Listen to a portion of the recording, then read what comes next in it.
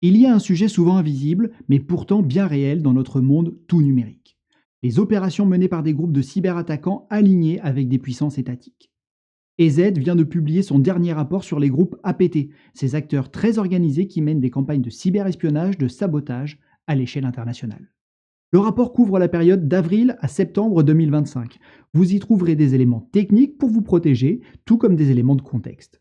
L'Union européenne a particulièrement été ciblée par les groupes dont les intérêts sont alignés avec ceux de la Russie. Romcom a exploité des failles pour infiltrer des secteurs sensibles tels que la finance, la défense ou le secteur du transport et de la logistique. D'autres, comme Gamaredon ou Sandworm, ont utilisé des méthodes simples, comme l'hameçonnage ciblé, mais tout aussi efficaces. Leur objectif est clair, voler des données, perturber des systèmes, affaiblir économiquement leurs cibles. Les recherches portent également sur des groupes alignés avec des intérêts concurrents à ceux des États-Unis. Ceux-ci ont mené des attaques stratégiques contre des gouvernements en Amérique latine. Ils ont utilisé une technique appelée l'homme du milieu, qui consiste à intercepter des communications pour s'introduire dans des systèmes. Le groupe Famous Sparrow a notamment ciblé plusieurs pays dans cette région, dans un contexte de rivalité croissante. Ce que nous pouvons retenir, c'est que ces opérations numériques sont bien réelles. Elles visent des infrastructures critiques, des gouvernements, des entreprises et parfois même des citoyens.